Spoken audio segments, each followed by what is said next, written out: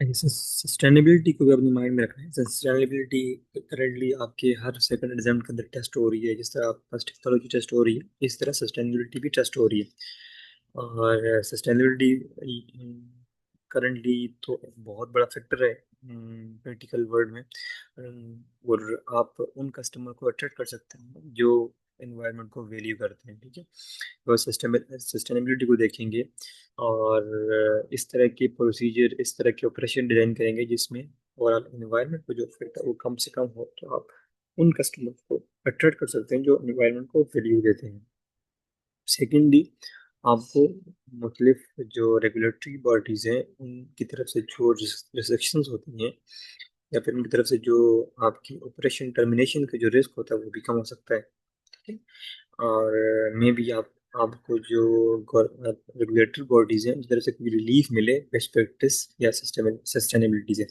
और इसी तरह बेस्ट, अगर आप इस सेक्टर में सर्विसेज या फिर अपनी ऑपरेशन को इस तरह से डिजाइन करते हैं तो वहाँ पर सस्टेनेबिलिटी को आप अच्छे से मैनेज करते हैं और आप फुटप्रिंट को बेहतर से मैनेज अच्छे से मैनेज करते हैं, तो क्या आपको वहाँ पर में भी आपको रिवॉर्ड या फिर इस तरह कोई चीज़ मिलती है, तो उससे आपकी जो इमेज है या ब्रांड इमेज है वो अच्छी उसको वो इम्प्रूव हो सकती है।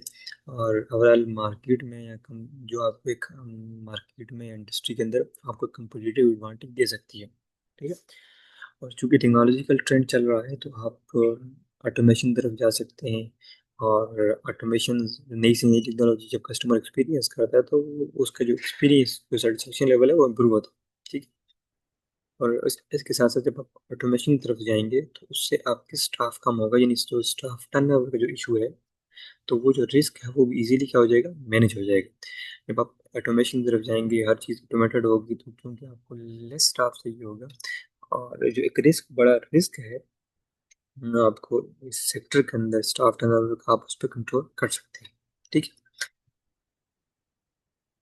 अच्छा, आपके जो प्रॉफिट मार्जिन है वो ओवरऑल सेटिस्फैक्ट्री नहीं है, लेकिन आप ये भी नहीं कह सकते कि आप 10% से ज़्यादा रखेंगे और आपका प्रॉफिट मार्जिन बेहतर होगा, यानी यहाँ पर इस इंडस्ट्री के अंदर एक बड़ा चैलेंज है कि जब भी आप अपना प्राइसेस बढ़ाते हैं तो आपका जो ऑक्यूपेंसी रेशियो है वो कम हो जाती है। तो इसलिए इंडस्ट्री को देखकर और जो भी इंडस्ट्री एवरेज है उसको देखकर अपना अपना बेंच मार्क सेट करना है, उसके अकॉर्डिंगली अपनी प्राइसिंग करनी है, ठीक है।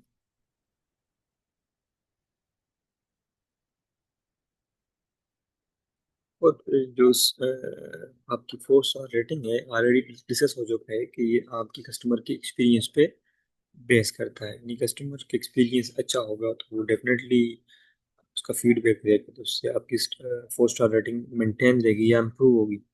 और अगर इसकी अल्टरनेटिव उसका एक्सपीरियंस या उसका उसका फीडबैक आता है तो वो अच्छा खासा आपकी ब्रांड पे इफेक्ट कर सकता है और आपकी रेटिंग भी डाउन जा सकती है।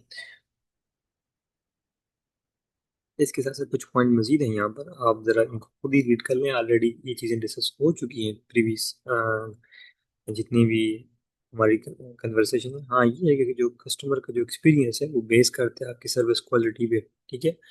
कितनी कन्वीनियंस है उसको आपको अप्रोच करने में, ठीक है। जहाँ पर कस्टमर इजीली आपको अप्रोच कर सकता है, या फिर आप इतनी बैकवर्ड एरिया में है या फिर इतना सिटी से आप डिस्टेंस में है कि कस्टमर को अप्रोच करना और जो डिफिकल्टीज फेस फेस करता है, तो ये आपके लिए काफ़ी सारे चैलेंजेस हो सकते हैं। बाकी क्लीननेस को मेंटेन करना भी, तमाम चीज़ें भी कस्टमर की फीडबैक को इम्प्रूव करती हैं या फिर नेगेटिव साइड पे लेके जाती हैं। हाँ, एक ऑप्शन ये है कि जो अभी जो बिजनेस हैं, जो होटल इंडस्ट्री की तरफ लोग आ रहे हैं, अगर उनको लिक्विडिटी का इशू है तो वो सेल एंड लीज बैक के ऑप्शन की तरफ जा सकते हैं। नहीं, आपको यहाँ पर किसी अकाउंटिंग स्टैंडर्ड तो आपसे नहीं पूछा जाना, लेकिन ये है कि आपके माइंड में होना चाहिए कि सेल लीज बैक जो है ऑनर्स को या फिर एक फ्लेक्सिबिलिटी देता है, और इनकी लिक्विडिटी को, जो उनकी लिक्विडिटी की इश्यूज हैं, क्योंकि आप होटल इंडस्ट्री के अंदर आपकी ऑपरेटिंग कॉस्ट एक्सट्रीमली हाई होती है, ठीक है। यानी आपकी ऑपरेटिंग कॉस्ट या वेरिएबल कॉस्ट काफ़ी हाई होती है, तो जो आपको यहाँ पर रिलीफ मिलेगा सेल एंड लीज बैक से, वो आपकी लिक्विडिटी को इम्प्रूव कर सकता है। इसके साथ साथ आपकी जो लिक्विडिटी है वो आपका चूंकि ब्रेक इवन होता है, अगर आपके पास कैश फ्लो नहीं है, ठीक है, तो आपके पास अच्छी खासी आपको आपके सर्वाइवल की इशू है। और साथ साथ इसी के अंदर आप लीज बेक, यानी जब आप लीज बेक करेंगे तो उसके बाद जो टर्म एंड कंडीशंस हैं, या जो लाइफ जितनी लाइफ के लिए आपने इसको लीज किया, उसके बाद आप उसको बाई बेक कर सकते हैं, इस ऑप्शन है। ठीक है। तो ये तो हम पॉइंट्स अपने अपने माइंड में रखने हैं, और अपने एग्जाम में इन चीज़ों को जब भी आप अपना आंसर राइट करें तो इनको कीप इन माइंड रखकर आपने जो भी स्ट्रेटजी यूज करनी है, जो भी आंसर डेवलप करना है, इसके अकॉर्डिंगली हमें करना होगा।